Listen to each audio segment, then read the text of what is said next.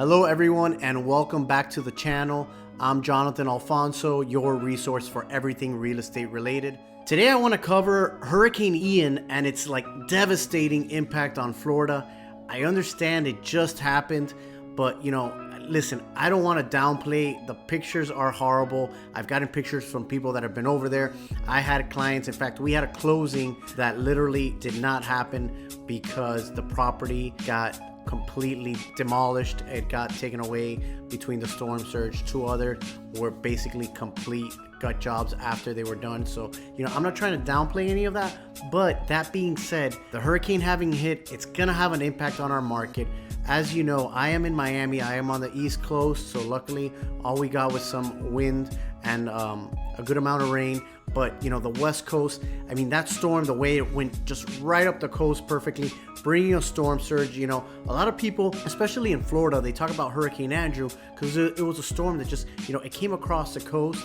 It came straight at us. But Hurricane Ian just went going up the coast, taking this storm surge, which, listen, according to studies, it's really the storm surge that can have one of the gravest impacts and cause the most amount of damage. So, I want to have a conversation of, what does it look like? And based on, kind of analyzing the situation, talking with other people, doing some research, there's a couple things we got to talk about, which is one, what effect do we think it's going to happen on the property and casualty insurance market in Florida, which was already in a horrible position. Number two, what's it going to do to migration patterns throughout Florida? Because as it was, we were having a lot of people moving to Florida. We were having people relocate within various markets in Florida. Number three, what does the market for laborers and materials look like after this? As it was, we had a deficit of housing and we needed people to work and we needed materials, and now we need to rebuild major parts of the western coast. And number four, I wanted to give you some resources of some studies and what they have said typically tends to happen after a hurricane, and we can kind of look at that and maybe see if that provides any guidance. That being said, let's jump right into it. Before we continue, I just want to say thank you so much for watching our videos.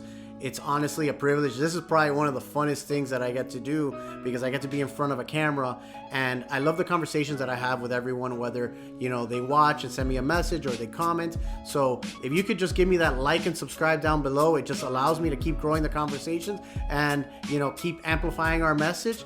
But you know what? Enough with this. Thank you so much. Let's get back to the video. The first thing we need to talk about is, and this is an issue which is going to be, which some of us were talking about before this, is, it's a problem that's very unique to Florida, but our property and casualty insurance market was already in dire straits. In 2022, we have had another 5 more insurance companies going through liquidation. It's been a conversation. In fact, in Miami-Dade County, the mayor was even proposing a proposal that said certain insurance companies were not going to be allowed to do business because, for example, they were saying if you sell auto insurance to the state of Florida, then you need to also offer property insurance, because they were trying to basically obligate people to provide insurance in the state of Florida. The interesting question after all of this is going to be, the losses are projected to be huge. In fact, and by the way, I suggest you all subscribe to it.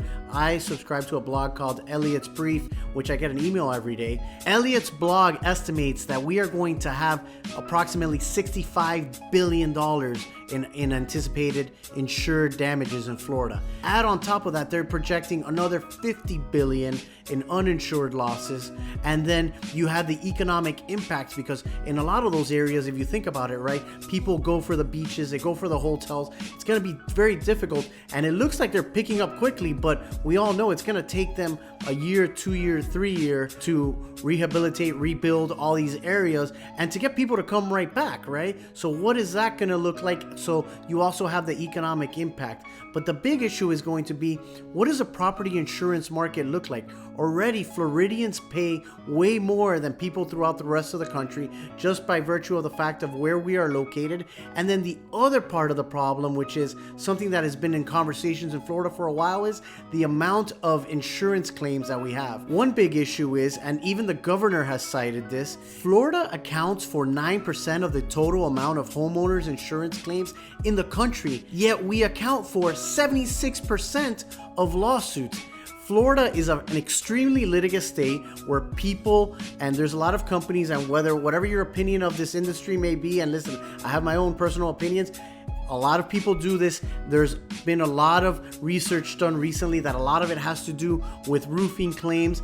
And for example, one thing that we have seen on the real estate side when we're trying to help buyers is a lot of times insurance companies will not take a property if the insurable life of a roof is less than 5 years. And for a lot of the top tier companies, you need to have way more useful life on the roof before they will consider insuring you. So what does the property and casualty market look like after this? Are there even going to be any companies left? What is the pricing going to look like? Because they're all going to have to price it into it. And mind you, we're not even done with the hurricane season. If we get any more damage this season, what does it look like for all those carriers? So one thing that we're monitoring very closely is how are insurance companies going to react? How is the pricing going to react? Because homeowners are already being pushed very far along the line. First-time buyers, any buyers in general, are already have seen interest rates nearly double in the last 6 months. And on top of it, what if they start to see a 10, 15,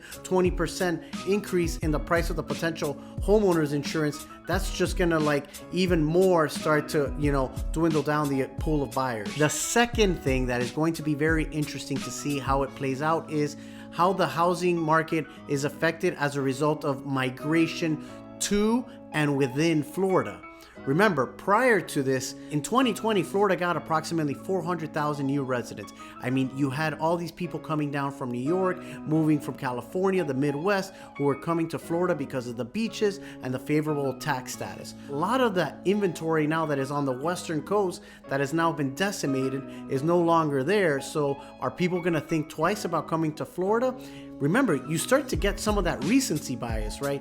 For years in Florida, we've, and in Miami, it's kind of become a thing. Like I've lived here my whole life where it's like, oh, well, yeah, we're under a hurricane watch. And then, you'll even hear people talking about, oh, it's time for a hurricane party. And listen, Ian is that very, very somber reminder that we are just, in that zone where, listen, we could have a major catastrophic event. And listen, that's, in Florida, there are hurricanes. In the West Coast, there are fires. In the Northeast, you have a lot of like blizzard related issues. But what ends up happening now is, are people going to think twice? Even studies done by major, institutions analyzing what happens in Florida after storms show that after a major storm in flood zones, you'll typically see like a 4 to 6% price depreciation in those areas because people, second guess whether or not they actually want to be in an area that can suffer those types of damages, And in addition to, people coming to Florida,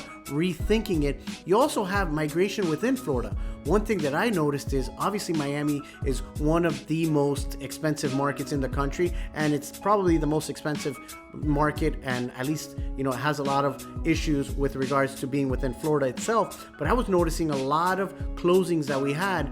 People were selling in South Florida and they were looking to relocate to Tampa, Fort Myers, Cape Coral. And what ends up happening with that, because a lot of those people, if that was their plan, that's going to start to happen because inventory is limited over there. And how is that migration going to work out with people being unable to go and buy over there? So it's going to be interesting to see how that plays out in the next 12 to 36 months as Fort Myers, Cape Coral, and all those western cities are rebuilt, and especially like the Sanibel, Captiva areas that were very hard hit, Big Pine Island. So I'm going to be watching that closely to see how markets react to these new conditions. The third thing that I want to monitor closely, what happens with materials and what happens with laborers.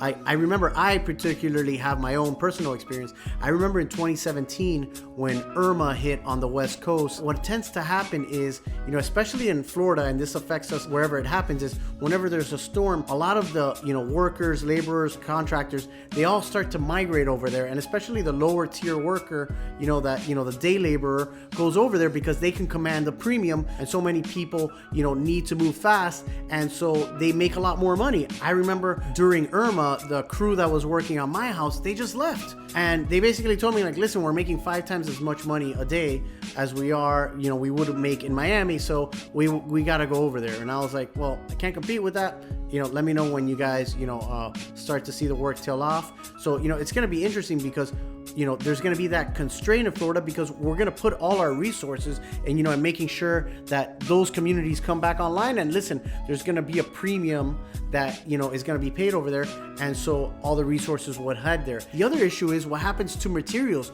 We already had a difficult time with the pricing of materials. It was constrained, and now we need to rebuild a whole western coast of the state. So it's going to be interesting to see how it affects materials, how contractors react, how people allocate those materials and resources, what kind of preference is given, and then are people in other parts of the state going to now kind of have to wait their turn while the the western coast is rebuilt. So it's going to be interesting to see how all that plays out. But the main takeaway is we were already like very short on inventory. We were already like having like home builders hold back and having difficulties, and now we have this whole other issue going on the western coast. So let's have a conversation and tell me, what are you seeing in your market? Are you seeing any of these issues? Let me know down below. And lastly, the point that I want to make is I went back and I read NAR had some studies on like what the impact of hurricanes in Florida. FIU Business actually released one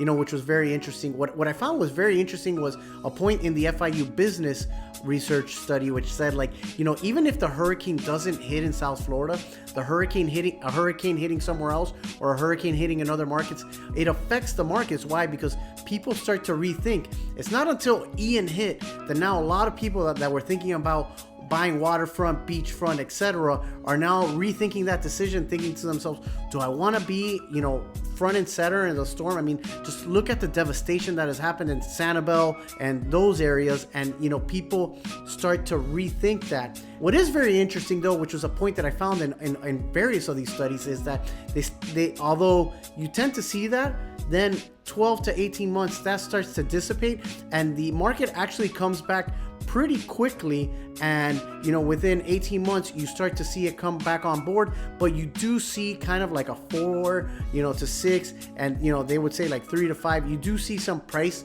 depreciation in certain coastal markets for a bit, but then within 3-4 years you start to see like once again like 4 to 6% appreciation where the market is faring better. So it seems that the hurricane tends to kind of like stem down demand for a bit as everybody kind of analyzes and reassesses, and then a couple years later everybody kind of forgets, and then that market is booming again. So I don't doubt that these markets are going to rebuild very quickly. In fact, I've been very impressed. I mean, I was reading a report the other day that they were able to build one of the bridges in 3 days, which is kind of amazing how quickly everybody's gone over there, and it's just gone to help. And I think it's just kind of like a testament to the fact that how bad that situation is, that everybody wants to lend a helping hand. But let me know, what do you think is going to happen in our market? What do you think is going to happen to Florida? I do definitely think that a lot of people are going to be a little skittish about thinking about that decision, but I think that's mainly going to be isolated